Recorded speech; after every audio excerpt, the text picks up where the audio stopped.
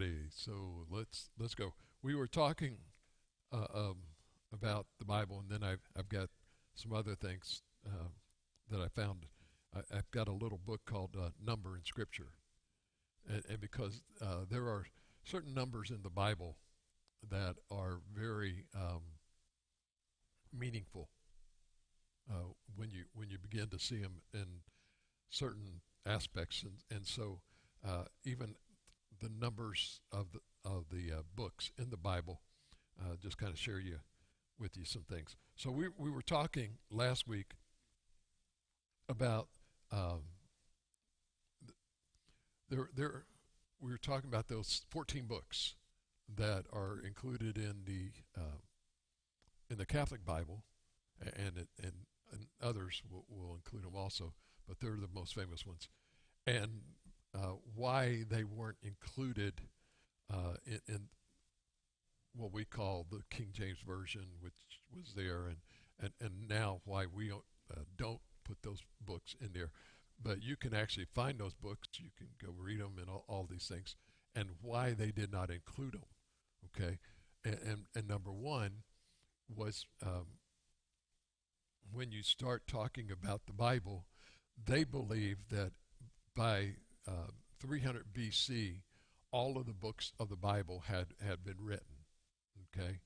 And so when you have this period of time from 400 BC to the time that Christ came, is when you actually find the 14 books of the Bible that are included in the Catholic Bible that is not written, not included in the Protestant or others' Bibles. And so that was one of the main reasons, is they believe that God was silent for those 400 years, and certain other things were going on, certain other things were happening and stuff, but really wasn't speaking to them until Christ comes on the scene, and then begins to start watching as you're going through there. So one of the things is that in order to understand some of this as to what books were included and everything, we started talking about, well, how did all this come about? And that's kind of like what we're going to talk about today. Okay, Ezra is a prophet in the Old Testament.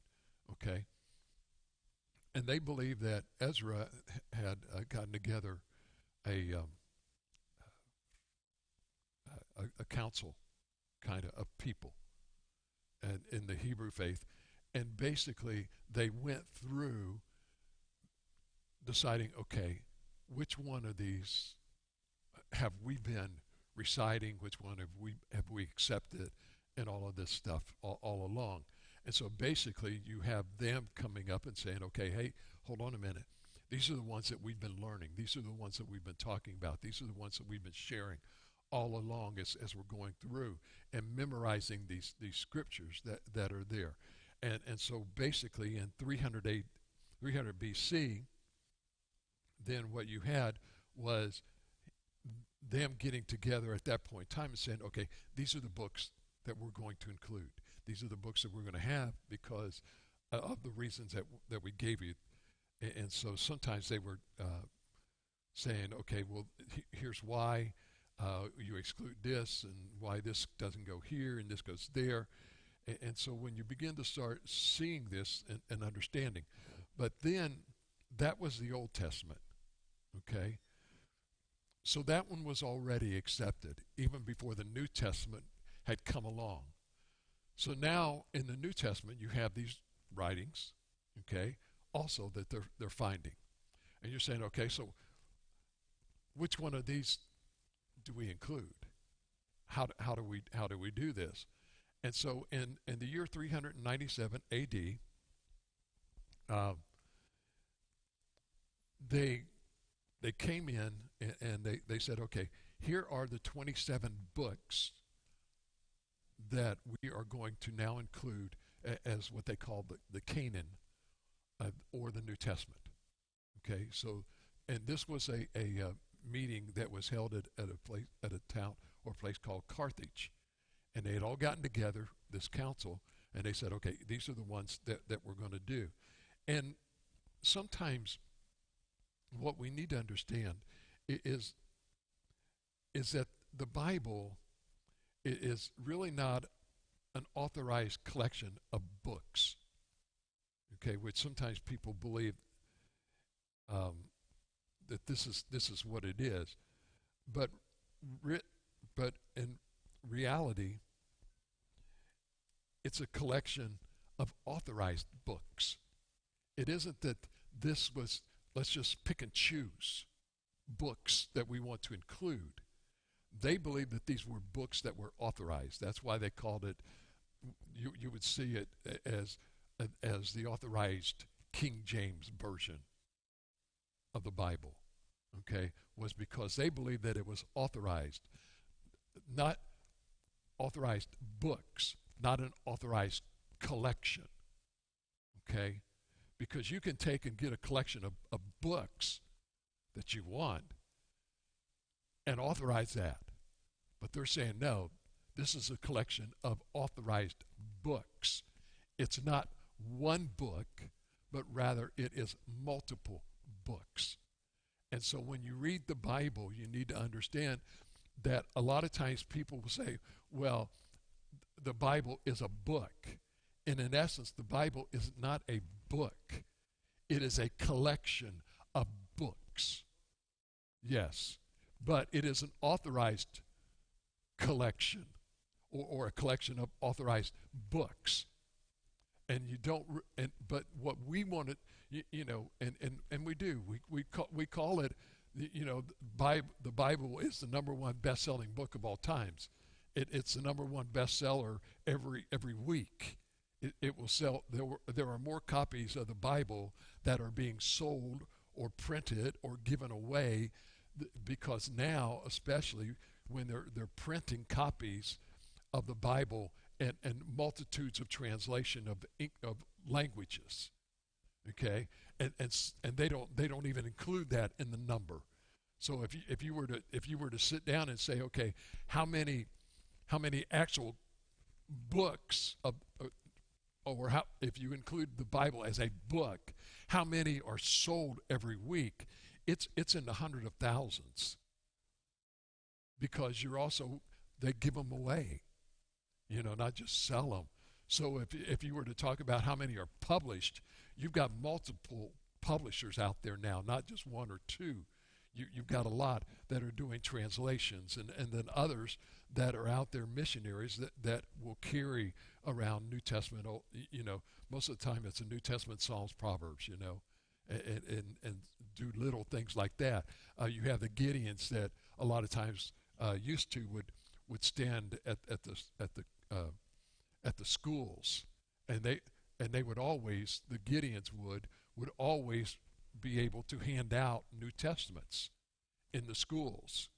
Well, now they won't let them anymore, and so basically a lot of times what they'll do is they will stand across the street off of school property and will hand them out. And I don't know if because they were giving them out when I was going to school and my kids were going to school, but so you have that, but you don't now.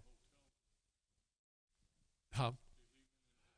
Yes, you still have them in a lot of hotels. Now, some people will check into a hotel, and if the Gideon Bible is in there, they will basically take it out of the drawer and move it somewhere. Sometimes they'll take them with them. They don't leave them, because they don't want anybody. It's not that they want it. It's just that they don't want anybody else reading it. And so a lot of times what you'll do is the Gideons will come back into the hotels and say this. And then every year, the Gideons at right around Christmas time, I think it is a little bit before, they will actually go in and they'll send cards to the pastors and say, hey, there was a Bible that was given in your name. Now they don't print in there, this is uh, uh, this is given to you by Pastor Chuck Cotton or whatever.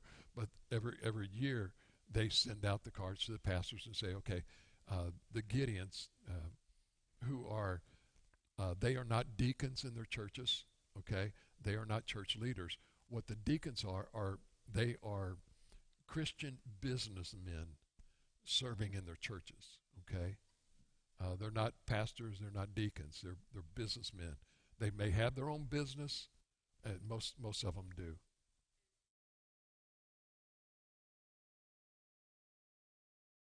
No, no, yes, they really don't recognize it as far as a saying, okay, Gideons are Baptist or Catholic.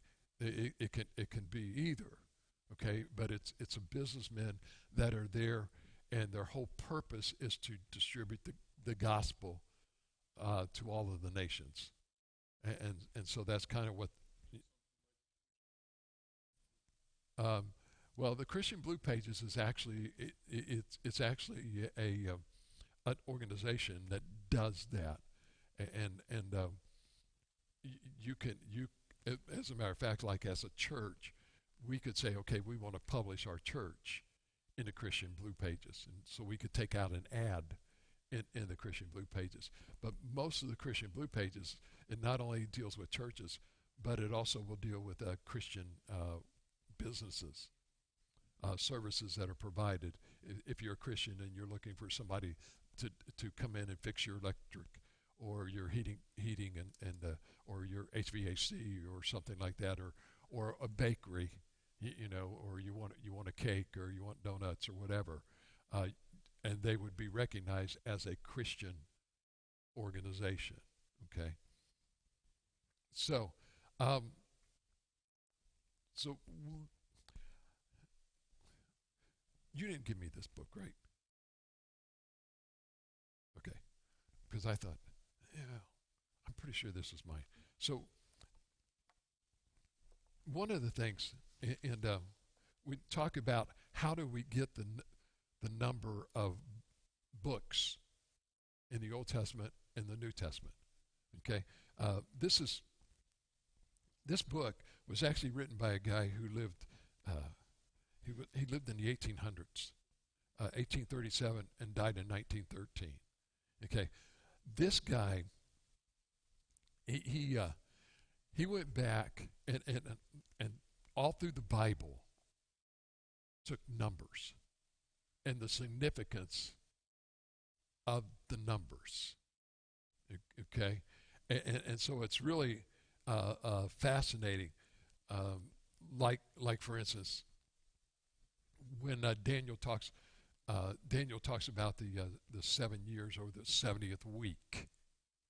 Okay, and talking about that we've had 69 weeks, and what is that 69 weeks? And he defines how he gets the 69 weeks, and because there has not been a prince or a king over the nation of Israel, and that's how we get the 70th week. And if you look about it, it talks and it uses the 7 years of the tribulation as a 70th week and stuff. So I found this interesting because it talks about uh, the books of the Bible and how did it came up with certain things. Okay, so he, he writes in an old version of English that was in the 1800s. Okay, but let's talk about the Old Testament. Okay, so here's what he writes. He says the authorized version, and indeed all printed Bibles, contain and reckon 39 separate books in the Old Testament. The Alexandrian Jews and early Christian fathers only reckoned 22. Okay, 2 times 11. Okay, and the number 2 and the number 11 are very significant. Okay, and so let me.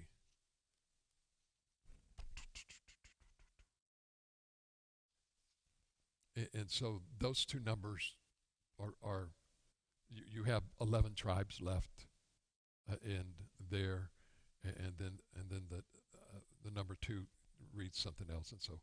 But anyway, this number was arbitrarily and artificially made, okay, by putting certain books together in order to make the number of the books agree with the number of letters in the Hebrew alphabet, which is 22. Okay, so they're saying that there was 39, but the Alexandrian Jews said, no, let's put some of these together because we want it to equal 22, okay, which was the number of letters in the Hebrew alphabet. So that's why they started putting some of these together. He said, but all of these reckonings are of no value, none of them being based on any authority, and all of them being against the authority of the Hebrew manuscripts, okay, which is all that we have to guide us, he says, in this matter. In other words, the number and order of the books of the Bible come to us on precisely the same authority as its facts and doctrine. In the Hebrew manuscripts, Ezra and Nehemiah are always reckoned as one book, with the one name of Ezra. Each of the double books is reckoned as one book, such as 1st and 2nd Samuel, 1st and 2nd Kings, 1st and 2nd Chronicles. And then all of the minor prophets are also reckoned as one book. And so this is, again, the reason they did this was because it gives them this division of 8, or numbers of 8 by 3, which are both factors, he says, are stamping the number with the seal of divine perfection. And he'll go, and if you go back in here, you have to go look at the number 3, which we know is the Trinity, the Father, the Son, and the Holy Spirit. But the number 8,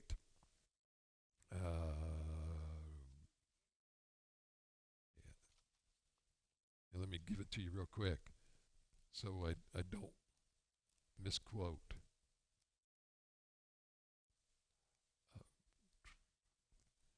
So in Hebrew, the number 8, which is SH, MONEH,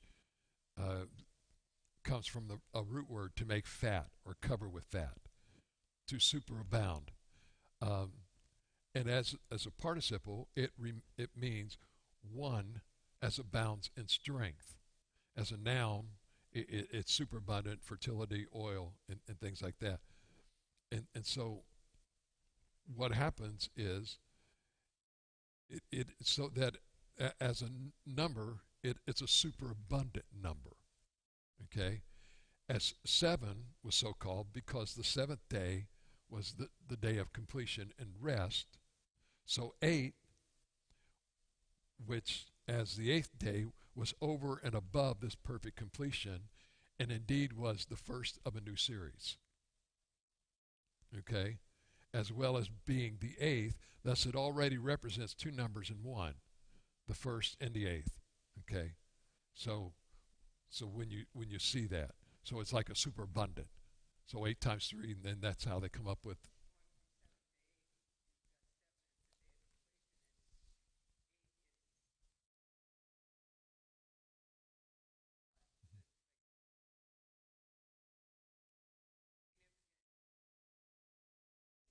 Yeah,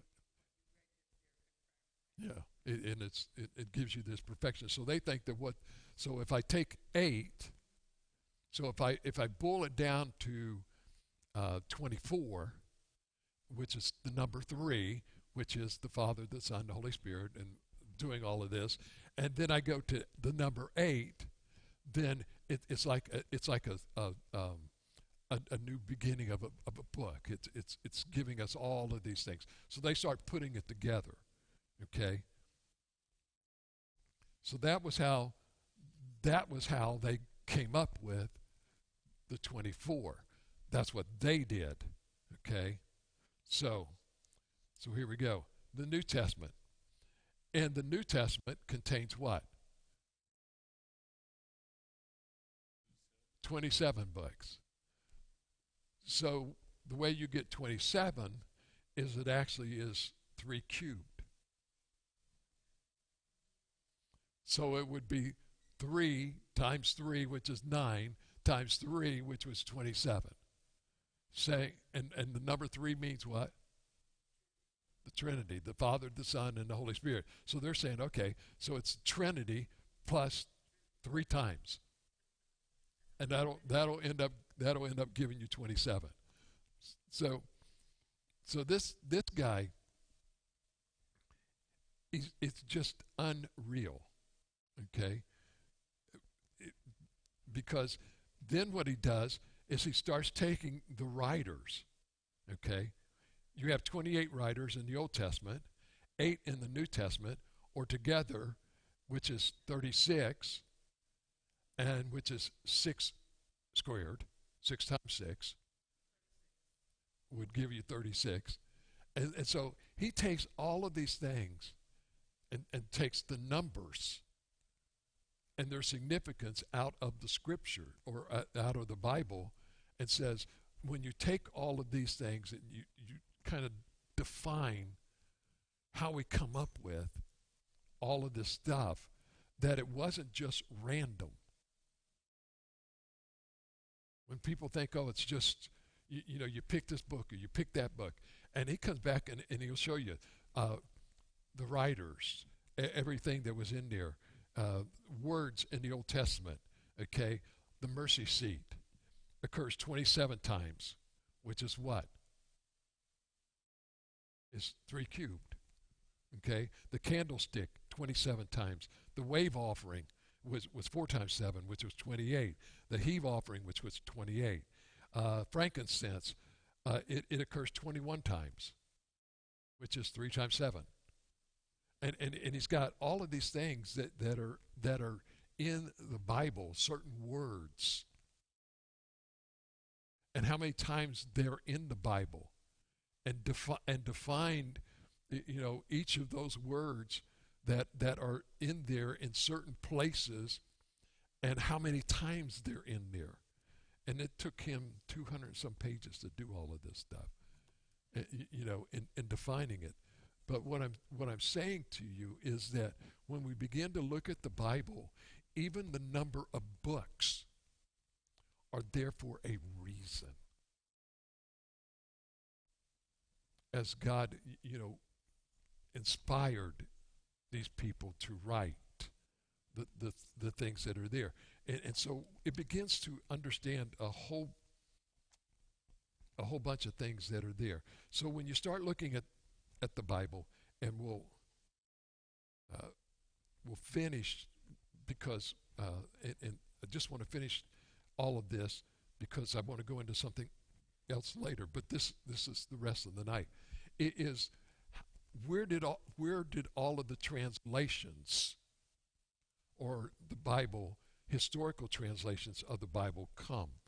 And so when you begin to start reading again, we go to the point of they found some scrolls, okay, and when these were preceding that, they found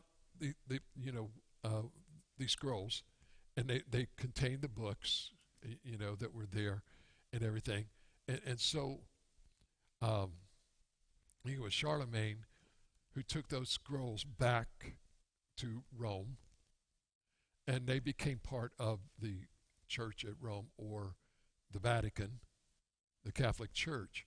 And so they kept these scrolls, and they still have them, okay, that are there. And those were the scrolls that they believed that everything in the Bible was written from. And then they translated them into Latin, okay, so they did that. And then all down through the years, all of the translations and everything were coming from there until 1947. In 1947, what what actually happened was you had finished the Second World War, and then they got together. And one of the things that they did is they created the UN, or they created the League of Nations, and subsequently the UN. And one of the very first things that they did was they recognized Israel as a country. Israel had been overrun, was not a country. And so all of the Jews had scattered. If you remember, in the Second World War, Germany had the German people turn against the Jewish people that were in Germany. But you had Jewish people in the United States. You had Jewish people all over Europe. You have Jews still today in Russia.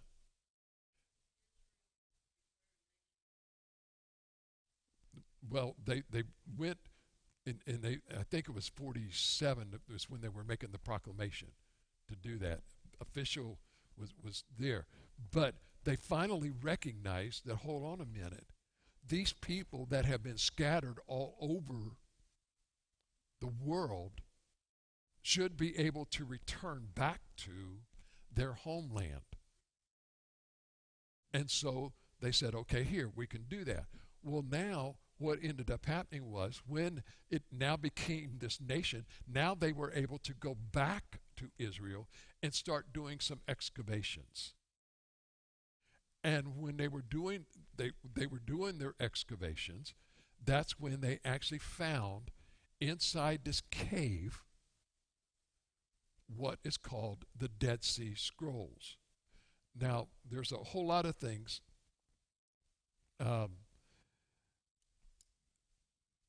that are there, but there was a guy by the name of Dr. William Albright who said that this was probably one of the most important events of all time, and especially with the Old Testament, because it's like, hold on a minute, how do we know that all of this is true? How do we validate it? You know, and verify all of the stuff that's been told us.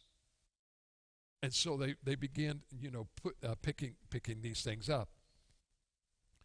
And one of the things that they found, okay, they believe that these scrolls were actually hidden in this place somewhere around the 2nd century BC. Yes. And so these scrolls that they had predated all of the other books, the Maccabees and all of those books. And so now it's saying, okay, hold on a minute. You guys are including all of these books, but yet we're finding these scrolls, and in these scrolls, we do not find any of these 14 books.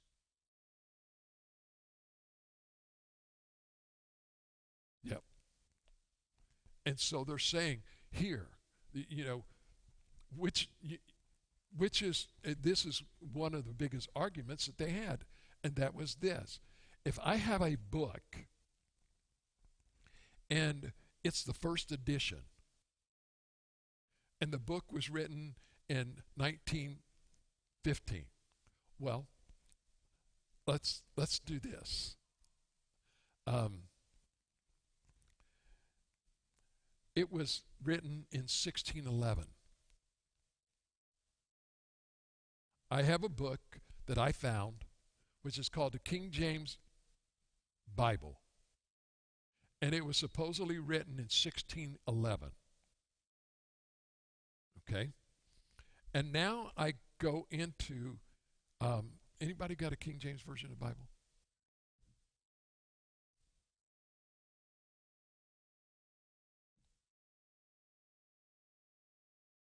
You got it. You got a King James? I just want to look and see when it was printed. Oh, Rivalry Study. Okay.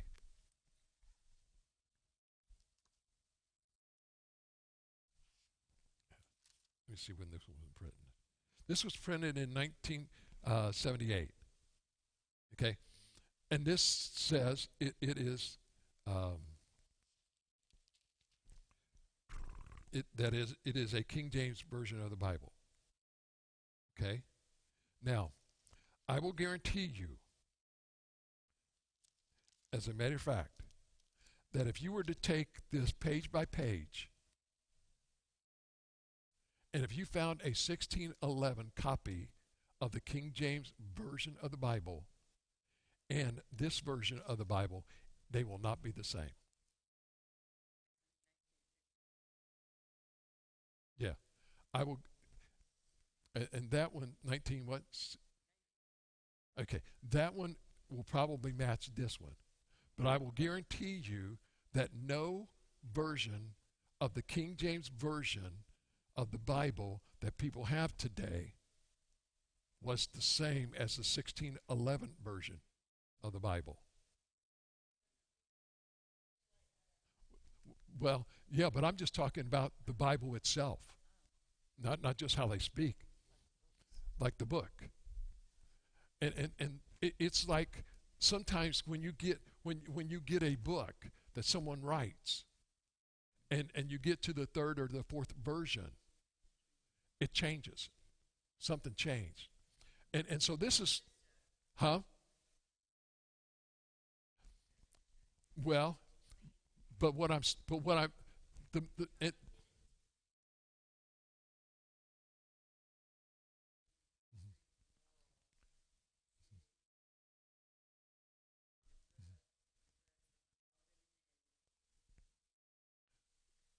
yeah, but what I'm saying is a lot of people today, and here's where I'm trying to come from. Okay, so if I have a 1611 version of the Bible, and I have a 2000 a King James, and I have a 2022 version of the Bible, if I put those two together, side by side, it will not be the same. There will be some words changed in there. Okay? So, which is the most accurate?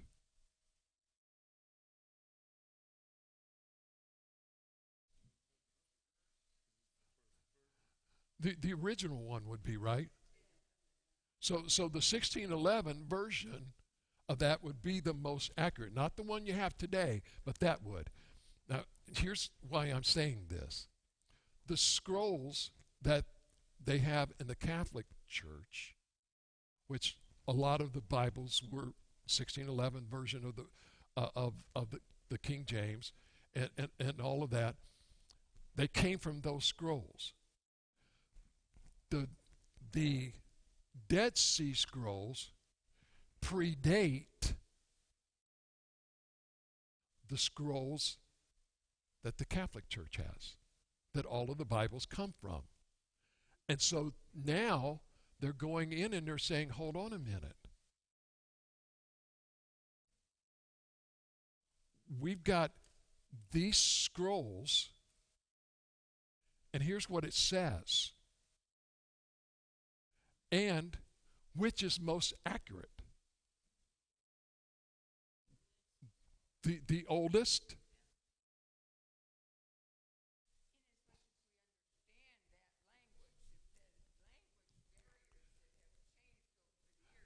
What I'm saying though is that a lot of people have built a lot of stuff based upon something that they found, and now they found something that was different. Okay, for instance, and I just use this one, okay, because this is probably one of the best ones. Okay, in the Bibles, even the ones that we have, except some of the newer, you'll see this. when they define John the Baptist, okay, if you go back to some of the newer translations, they will not translate that word Baptist. They will translate it as John the Baptizer. Which one is more accurate? Baptizer. It was his occupation, just as Joseph the carpenter, Jesus the Messiah, defining his position, not his theology, which some people were using as such. And so what I'm saying is that what's happened is now we have these scrolls, and in some of the scrolls they're even missing parts of what of the Bible that we have, and they're even.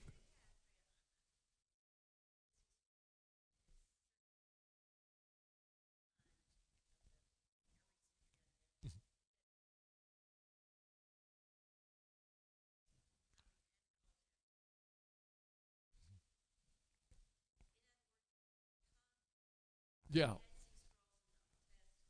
Well, but what the Dead Sea Scrolls was, they were Old Testament as well as New Testament, and what they're having conflicts with is because of aging in some of the Dead Sea Scrolls, and they're saying like, hold on a minute, we're missing this part or we're missing this part.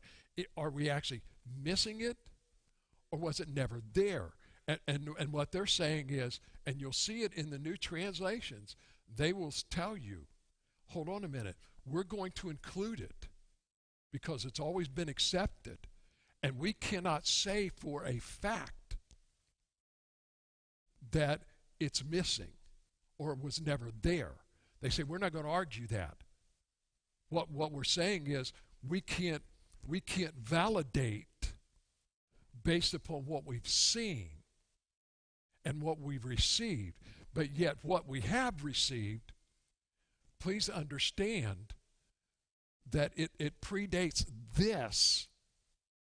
And so some of the stuff that they're saying is, hold on a minute, did we translate it completely right? Like, for instance, with the word love. Okay? In the Bible, the word love, it was always translated the word love. And what they're saying is, hold on a minute, why don't we give it the actual true translation so people can't say that this is what it meant when it said love in here? He was talking about an erotic love. He was talking about a brotherly love. He was talking about a certain type of love, an agape, a sacrificial, so that people can't misunderstand the interpretation of that scripture. And going back and saying, hold on a minute, what did the Jewish word mean in here? And again, the whole idea is the thought that is in all of this still remains the same. That's not changing. You may change a word, but you still leave the thought. And what's happening is we don't want anybody to misunderstand what he's saying or twist it, because it's easy to twist what somebody said. Here's what I believe they meant when they're saying, hold on a minute. No, we're going to tell you exactly what those words mean and translate it as such. We're not going to build our own thoughts in here. Like what?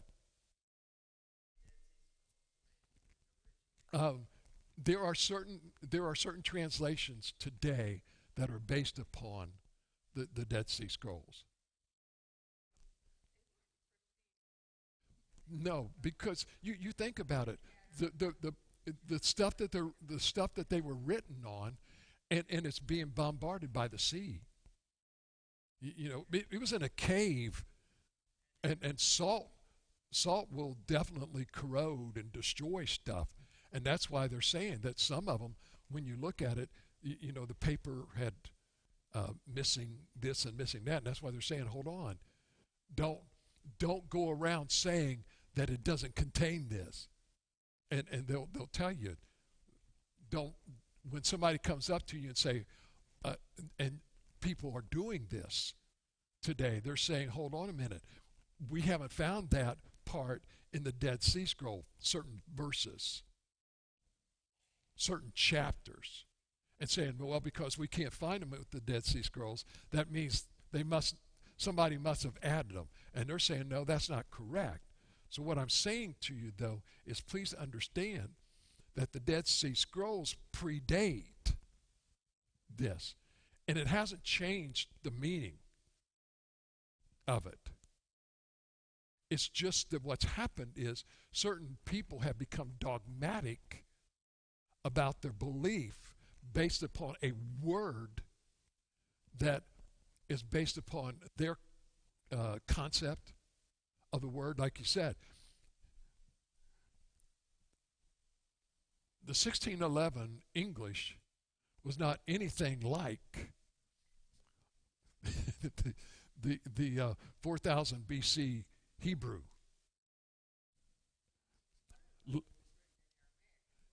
Yes, there's certain parts of the Old Testament is written in Aramaic, and most of the New Testament is written in Aramaic.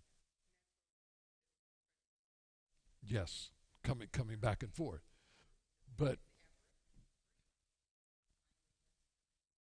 well, that's the Aramaic part. It was Greek. It was a mixture. We'll say Hebrew and Greek, okay? But it was basically an Aramaic, because Rome was the if I could call it dictator, of the world at that point in time. They owned everything from there, and so they were writing. So anyway, so what happened was, if you're thinking about these scriptures that they had over here, that they found in 376 or 79 A.D., compared to these over here that they found, which they believe was like 300 B.C., that's almost like 1,000 years. These would be a lot closer to when it was actually written than these. Did they maintain the continuity like they were supposed to in those? And they're saying, okay, so these are closer to the actual prophet that wrote, time when the prophet would have written the book, the words, than these. So let's go from these. And again, when you go back to them, they're almost identical, except for, again, certain characteristics. The word love, a term, Baptist, which was never in. There was no word for Baptist back in the Greek language or the Aramaic language,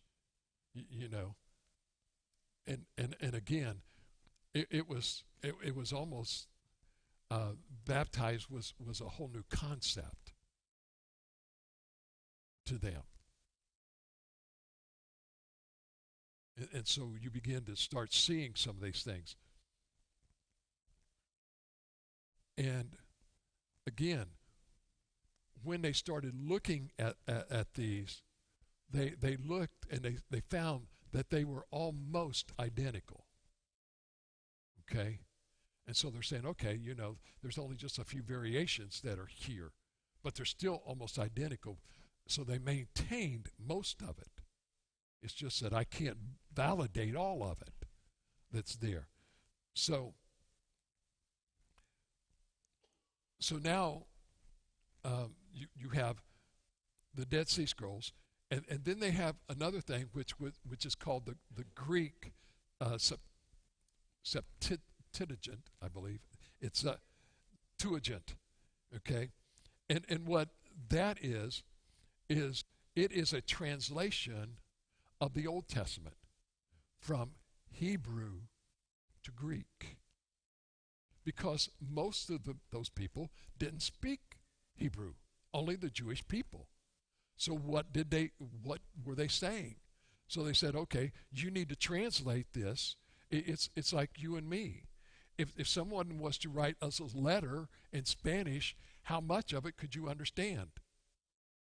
Or French? Or English? You know, I mean, honestly, if someone was to write you you know, a letter from England, and they write it, you know, and they would say, well, you know, howdy bloke, you know, would you know what they're talking about? I'm not broke. You know, I think I still got some money in my pocket. You know, and so the way they talk and stuff, so you translate, you know, into there. And so that's what they did. They said, okay, how, you know, you're telling, I'm a new convert in the early church. And you're telling me there's these writings. And when I look at those writings are in Hebrew. And I don't speak Hebrew.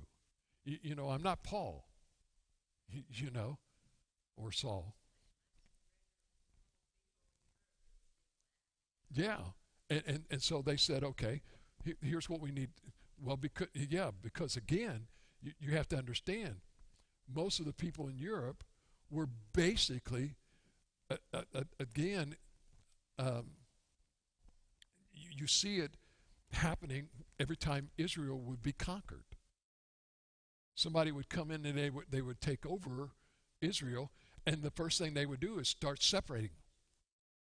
Okay, we're going to take all the men and we're going to put them over here in this country, and we're going to take all the women and we're going to put them over here in this country, maybe some of their children with them, or maybe we're going to take their children and move them here. Why? Because all of a sudden, when the Hebrew women are marrying this group of men, they're having children which are no longer having allegiance to Israel. And the men over here who are having wives who are not Hebrew, now their allegiance starts coming to this country. And so this was the way that they kept their captives from having an uprising. And so you see that. So when you go into there, after a while, nobody over here speaking this language, so now you're having to speak their language. And after a generation, what ends up happening?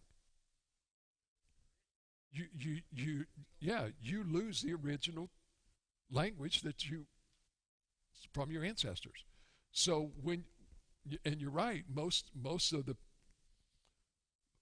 people in Europe, you know, it was like, which language? Now they had to learn. They were learning the Latin, and so they're saying, okay, but all of these papers are in Hebrew, and we don't know what Hebrew is. So they're having to learn this. So what did they do? Let's translate it. Because they're new converts.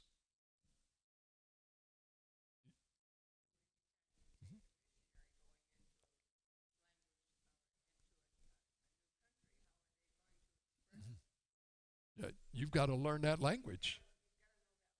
Yeah. So what ends up happening, especially in the Southern Baptists, is if you're going to be a missionary on an international field, they know where you're going to go. So for 2 years, you're in training. And the biggest part of that 2 years is learning the language, the customs, and everything else to where you're going. Now, sometimes you aren't even allowed to tell anybody where you're going. China, for instance. If you're a missionary going to China, you're not allowed to tell anybody. And when you get to China. You're not you're not supposedly to have a Bible. But what they do is they smuggle these Bibles in. Yeah. No. Yeah.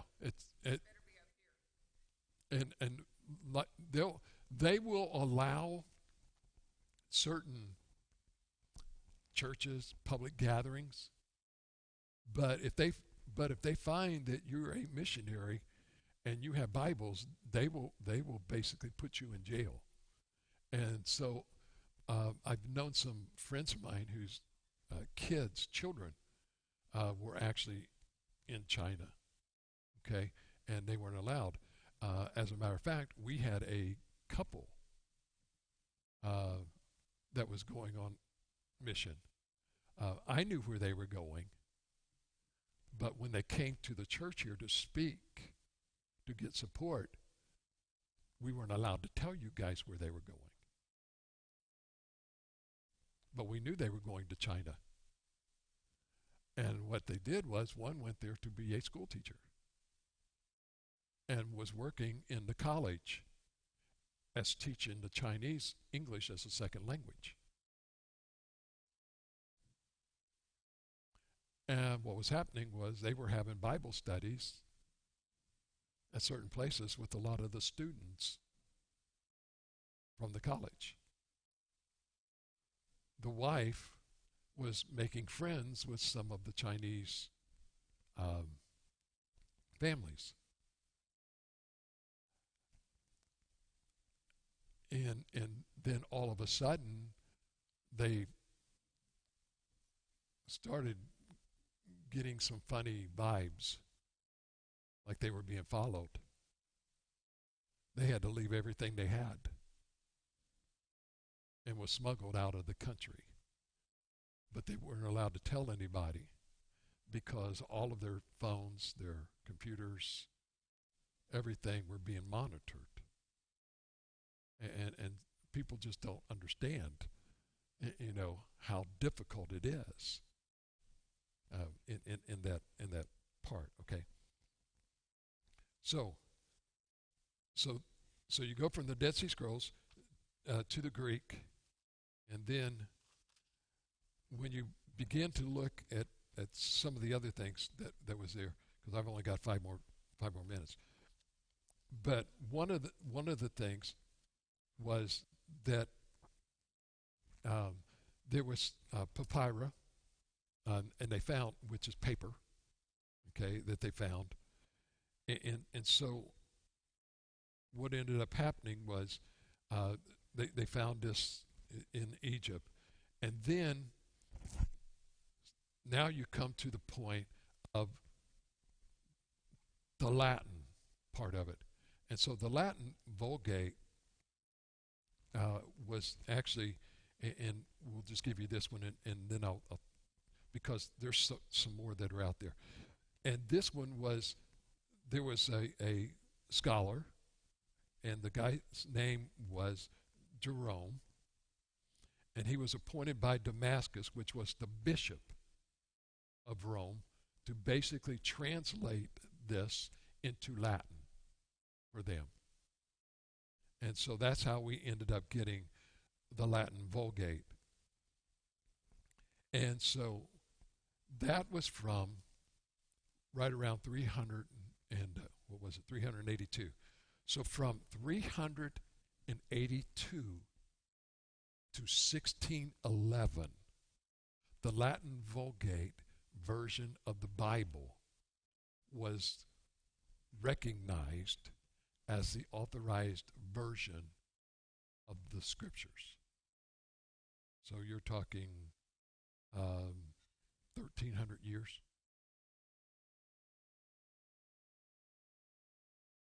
Until then, until 1611.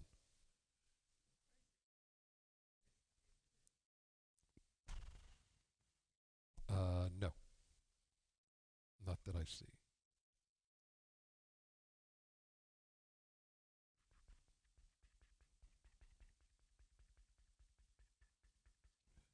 I don't see it in here.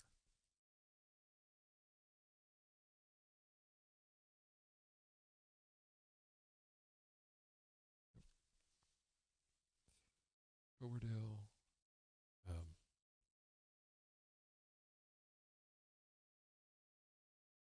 but let me give you English versions of the Bible. Okay, I told you about Tyndale. Tyndale was the first English one. That was in 1525. Tyndale Publishers is still around today. They are still publishing basically Christian books from that time. Okay. Um, yeah, and then Wycliffe came along, and then you have what is called the Coverdale version. Tyndale was 1525. Coverdale was in 1535. 1537 was a guy by the name of Matthew. Okay, but his actual name was John Rogers.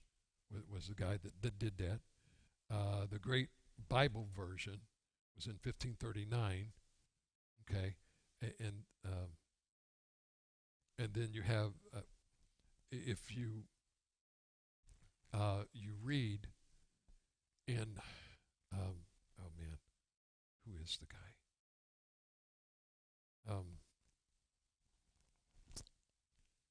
No, this guy is an actor, and he's a Christian, and he's doing a lot of stuff right now.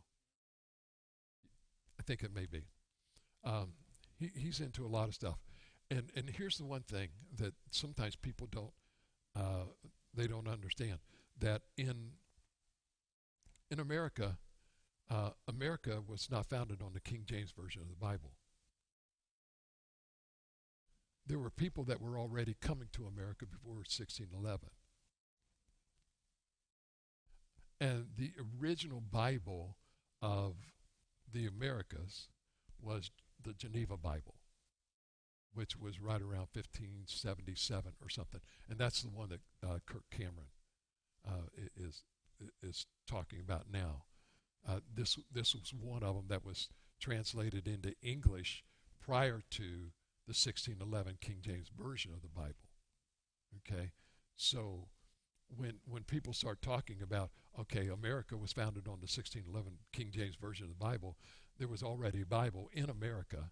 There were already Christians in America that had an English Bible prior to 1611. Okay, if you remember, um, huh? It's called the Geneva Bible. Yeah, yeah. You actually can go online and get one. I think it's called the Geneva Society or something like that. But you can actually get a copy of that one. And this one was prior to 1611, uh,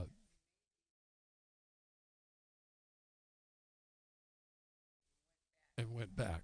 Uh, yeah, I'll have to go back and look and see. Okay, it's 8 o'clock. It's time to go. That's the the tolling of the bells says it's time to go. But so anyway, there's when you start looking at the history of the Bible, you got to understand that yes, there's a lot of good stuff to understand. That number one, it was not something that was just arbitrarily thrown together. It wasn't a collection of someone's ideas or thoughts. These were again one of the things to remember is this, and I think I've shared this with you before, that as a Jewish child, you were taught to memorize Scripture. That was your English or your reading, your literature. That was your chemistry or science. That was your math. If you wanted to learn how to write, you would pick those scrolls up and you would write, learning how to write, learning how to read, learning the definitions of the word. But most of all, learning that, hold on a minute, there is a creator, and his name is God. So we, so it wasn't just a collection of somebody's thoughts and ideas, and it wasn't something just thrown together. But again, you have to remember something, that all of these were a book. They were not divided up into chapters and verses. Okay? We've done that. And that's why sometimes when you say, well, I'm going to read this chapter and finish, sometimes you need to understand you need to read the next, maybe the next few verses of the next chapter, because those next few verses are still a continuation of that thought.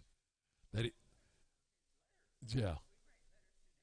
And so when you're reading like the book of Philippians, or you're reading like, well, let's just take the book of Corinthians. That was one letter,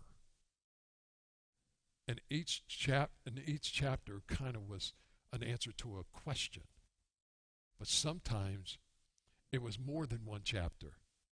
When he was responding to questions that people were giving him, and he was not only just giving them his thoughts or what God was inspiring to do.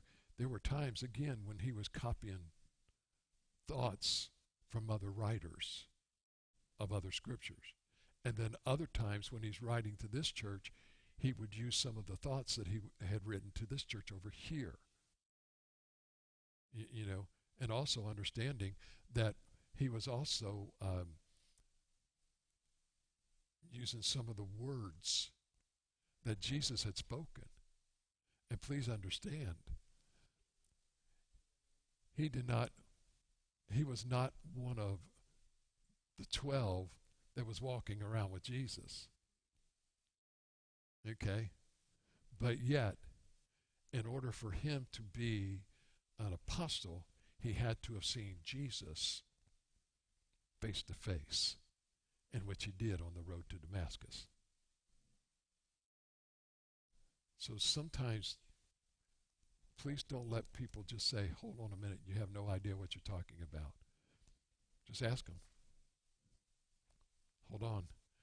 You've got all of these people that validate what's written there. And it's been verified. As a matter of fact, you can use science to verify. And history. If you don't believe me, read the history book of Philo or Josephus.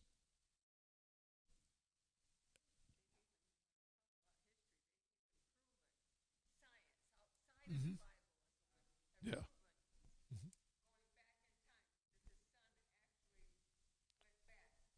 Yeah. And or it stood still. You know, that there was a time frame that the sun stood still. As we were talking, um, a couple of weeks ago, um, a certain thing happened on a certain day. When it was in one of the sermons where we were talking about one of the things that happened to Nineveh. There was a flood or an earthquake, and they can identify, or a total eclipse, that they can identify the exact day that it happened. You know, and hold on a minute, that's in the scriptures. So, and by the way, they found the chariots and stuff. when they when they that basically got rid of Pharaoh and his army. No, that was only it was just a little stream. They got stuck in the mud. Yeah, really? Yeah, they found the chariots. Tell them that's a cool one. You know, but they're finding more and more. By the way, because water lines are receding and they're beginning to find a lot of new stuff. Okay. Yep. So um, Saturday is Saturday is what's it called? Yeah, and that's starts at 2 o'clock or something. I think. Is it okay? So anyway, there's a list out there. So if you want to be a part of that, um,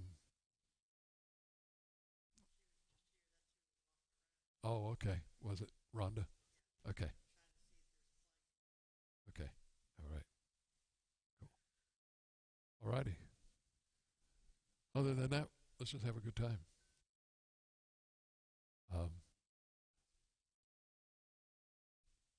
Um, remember Peggy, okay?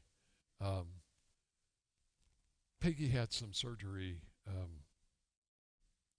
as you all know, a while back with her cancer and stuff.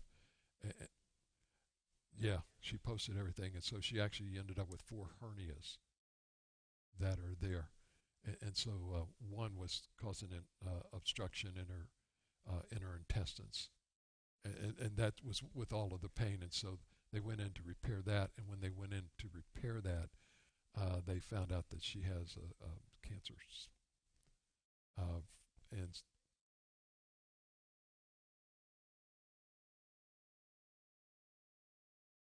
yeah, and so anyway, she was cancer free for uh, three 3 years, and now all of a sudden this is, and so pray for her.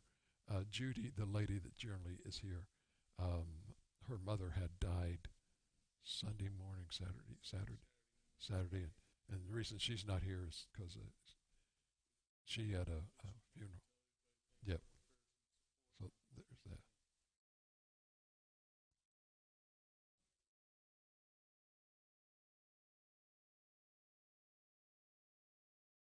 Yeah.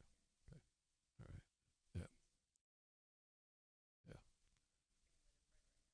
Okay. And then Diana's in, where's she at? She's in Knoxville. And so her and Lisa went down there with her. And so they were at a red light and got rear-ended. Uh, so Lisa, I think they're going to. I think she's going to the hospital to be checked out after they ate. So I don't know. No, they said they'll do it another night, but just to make sure everything's okay. So so yeah, and of course I've got the dog, and the dog's sick and not doing well, and it's like, okay, I don't. I told her if something happens to that dog, we're not getting another dog. We're done. Yeah, there's a good reason. All right. So um, just remember Sunday, come back. We're going to finish up Jonah. We got to get that sucker. Um, yeah, we probably will. On Wednesday nights, we're talking about, and we'll just share with you guys that part of part of it is this on or off, Mark? Uh, yeah, please.